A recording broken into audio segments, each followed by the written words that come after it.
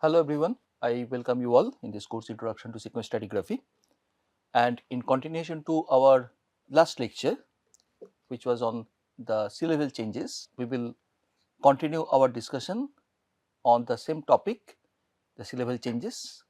In the last class we discussed about the eustatic sea level change, and in this class we are going to discuss about the relative sea level changes. So, in this class we will try to learn the concept of relative sea level change, and also we will try to learn that what are the factors that control the relative sea level change. So, any sea level change that is observed with respect to a land based reference frame is defined a relative sea level change. So, it is definitely not a global scale phenomena, it is only a local phenomena, but it can be triggered by some global phenomena.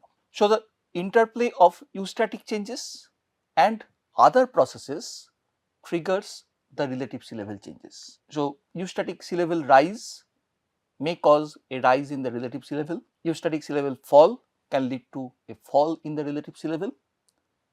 At the same time, there may be an eustatic sea level rise, but due to some local processes, maybe some tectonic upliftment which is overpacing that rise of eustatic sea level, may produce a local effect and produce a resultant sea level condition in that particular basin. So, altogether we can get a completely different scenario with respect to the relative sea level condition. So, eustasy is a global phenomena, whereas relative sea level changes are regional or local in nature. In sequence stratigraphy, we are mostly concerned with the relative sea level change, and there the relative sea level is defined as the distance from the ocean surface to the bottom of the sediment on the ocean floor. That means the exact amount of water, the depth of water available irrespective of the sediment layer. So, the relative sea level indicates that water column. So, the relative sea level is independent of the thickness of the sediment layers at the bottom of the ocean, which makes it a different concept than water depth. The relative sea level change can be caused by processes responsible for eustatic sea level change. In fact, eustatic sea level change can itself lead to change in the relative sea level, but also by local tectonic changes, as I already told you. For example, some subsidence in the landward side, maybe some isostatic rebound, and due to that some exhumation of the ocean floor, maybe exhumation of the continental side. All these will affect the overall relative sea level condition in that particular basin. These effects, tectonic effects, are only confined within the basin. They are not affecting the other part of the basin, other part of the globe.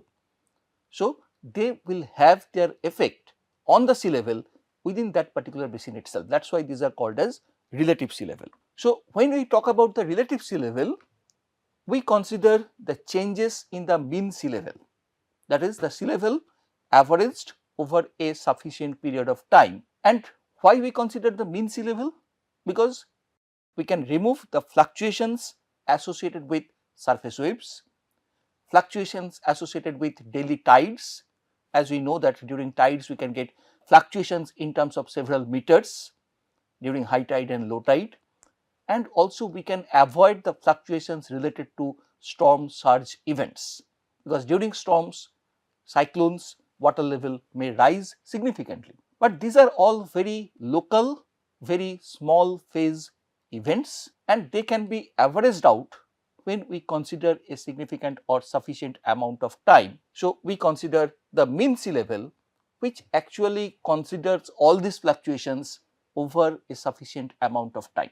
So, when we consider relative sea level change, that actually represents the change in the mean sea level over a sufficient amount of time. So, we can now discuss about some of the factors which commonly causes the relative sea level changes. The first factor is the glacio-isostatic adjustment, which is a very important factor.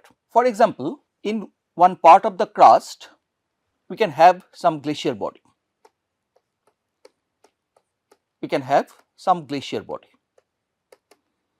So, due to this glacier body, resting on the continental plate, this part of the plate will try to sag down. Maybe this part is the ocean basin. So, this part will try to sag down, and due to this sagging, this portion, these areas will try to rebound back in order to having a glacio-isostatic adjustment within the crust. So, when these portions will try to go up, will try to adjust with respect to this sagging, definitely the height of these portions will increase, the adjacent portions of the basins will increase, and there will be a fall in the relative sea level. Exactly the opposite to this will happen when there will be melting of glaciers. So, for example, if this is the basinal conditions, if this is the water body and the glacier is now smaller, it has melted. So, definitely this part will try to rebound up as the weight over there, the mass which was lying over there is removed now. So, this part of the crust which was bended down will try to come up. So, this is called as glacio-isostatic rebound. So, when this kind of rebound will occur, definitely some other parts of the basin will try to adjust itself with respect to this rebound. So, as a result of that, what will happen? We will get some increasing water level in different parts of the basin. Also, in addition to this, when we have such kind of glaciers formed, this is a huge mass. So, the water body will be affected by some sort of gravitational attraction of this huge mass. So, as a result, it will be tilted like this, water body will be tilted like this. So, we can have little bit higher water level, relative sea level in this part, whereas we can have a relatively lower relative sea level in this part of the basin. Exactly the opposite will happen when it will melt, the glaciers will melt. Then this mass factor, this gravitational attraction is less over here.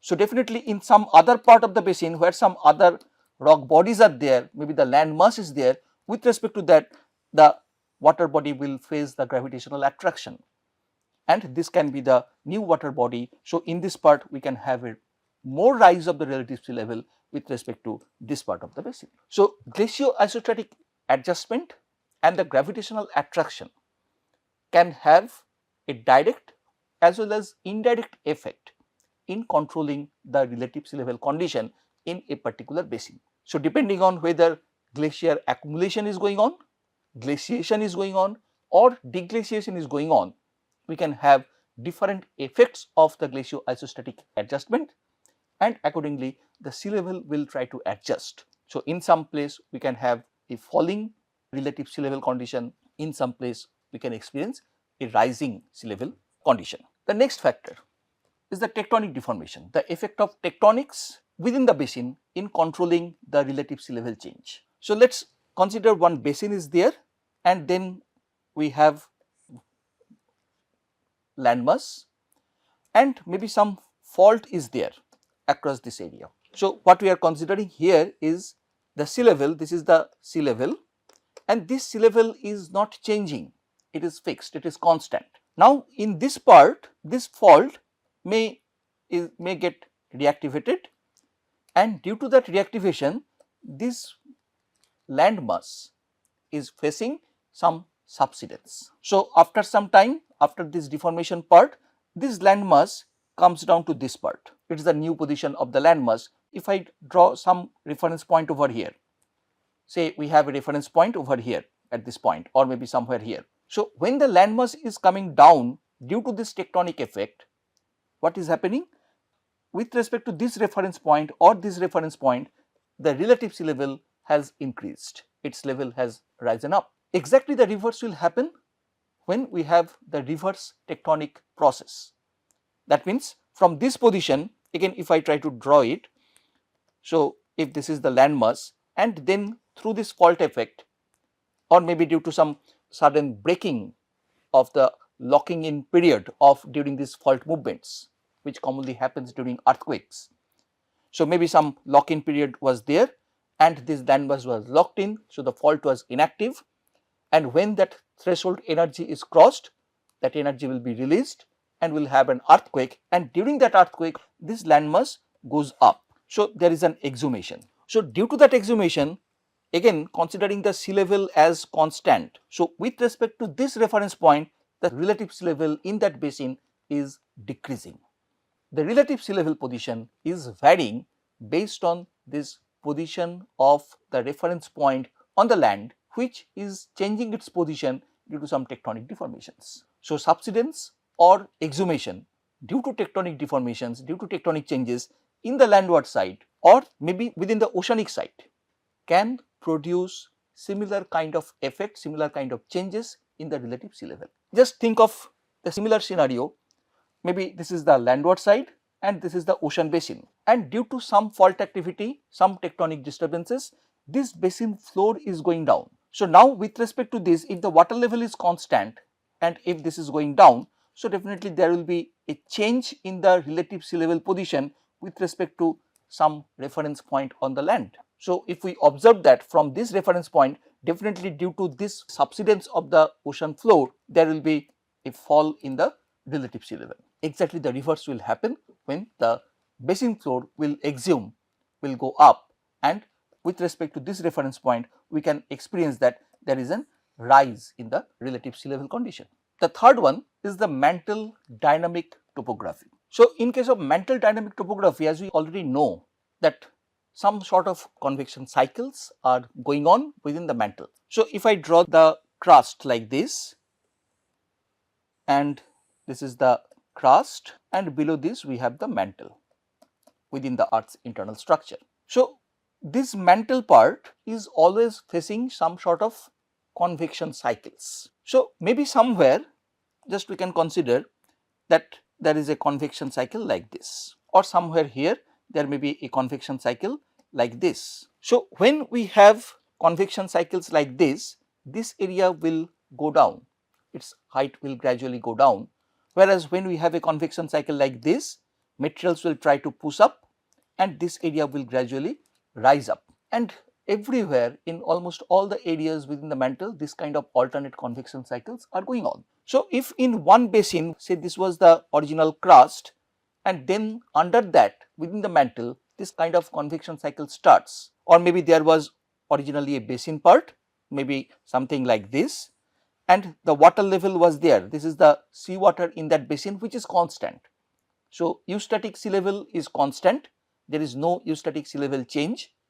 So, this is the ocean water level, and now in this part we have a convection cycle like this, and in this part we have a convection cycle like this. So, what will be the result? After some time this area will exhume more,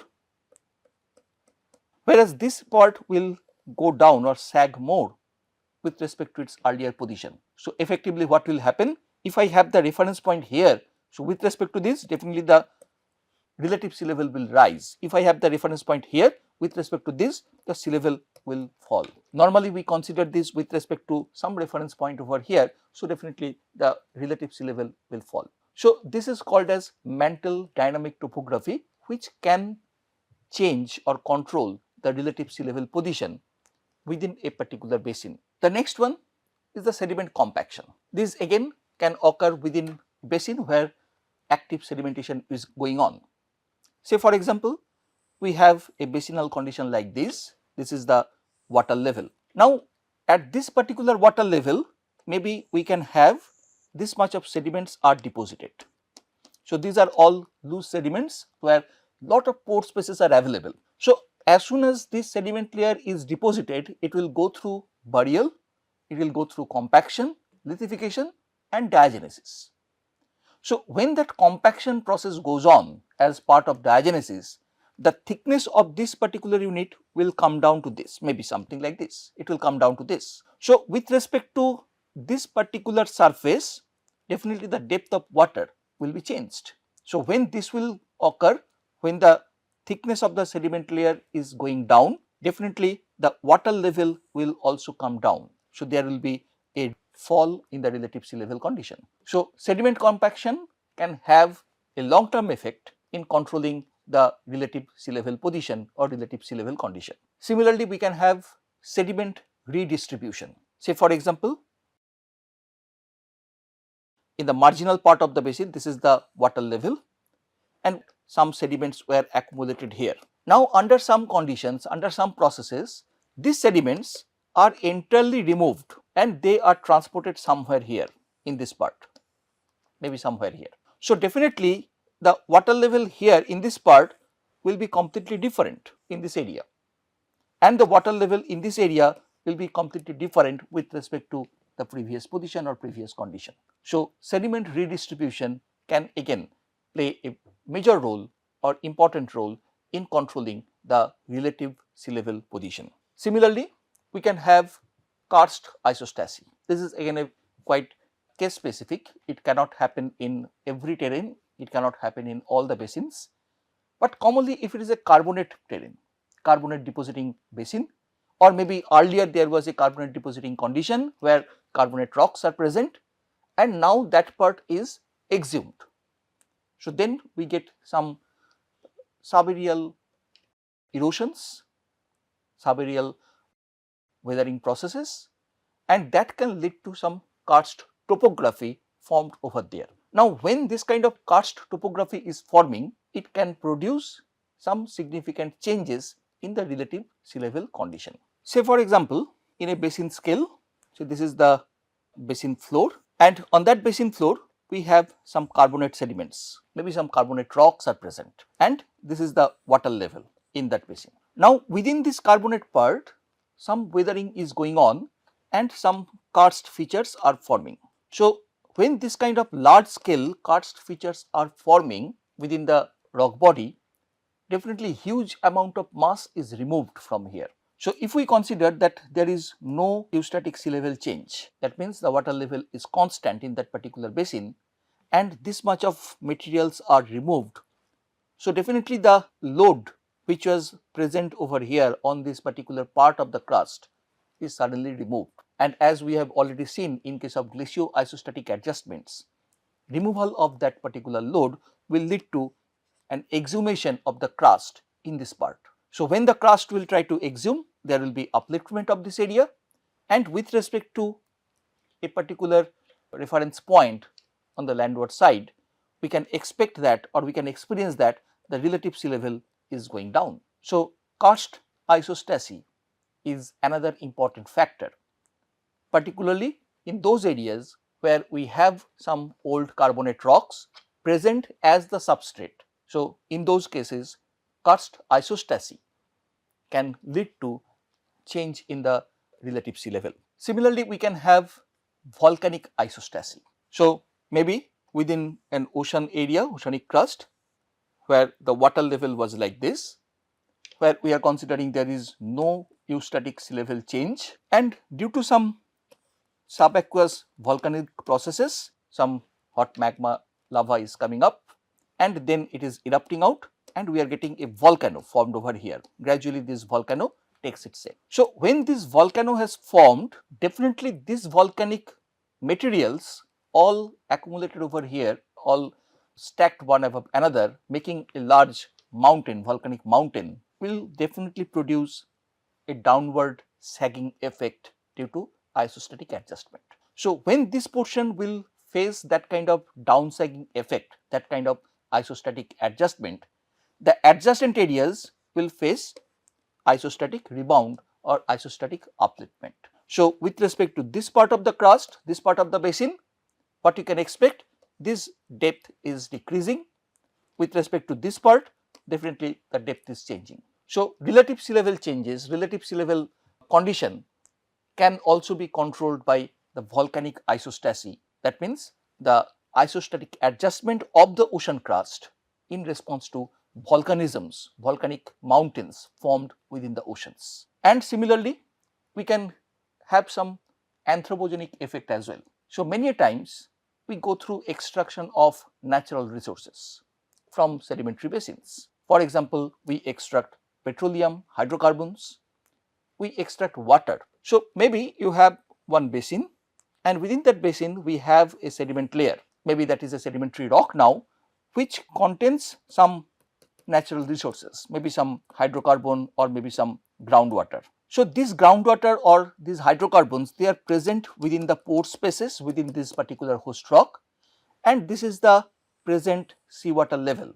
and we are considering there is no eustatic sea level change. So, when we are making a well to extract these natural resources, say for example dragging of groundwater or maybe dragging of the hydrocarbons. So, these materials are removed, these materials are extracted, and that leads to further collapsing of the fabric of this particular rock body, and due to that collapse, due to that further compaction, rearrangement of the grains in between them, what we can have is, this is the new thickness of the layer after the extraction. So, effectively the relative sea level will change in that particular basin. Definitely this will happen in long term, and we know that in many cities nowadays we are facing this groundwater problem. This is one such effect, but here we are considering that in terms of the relative sea level change. So, when we get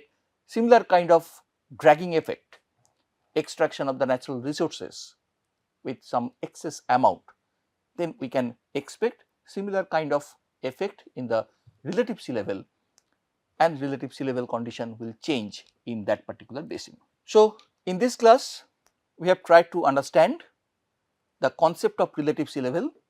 We have tried to understand how relative sea level differs from eustatic sea level, and we have tried to understand what are the factors that control relative sea level change in a particular basin. So, definitely as we discussed in the previous class, the factors responsible for eustatic sea level change, basically some glacial phenomena, some global tectonic phenomena.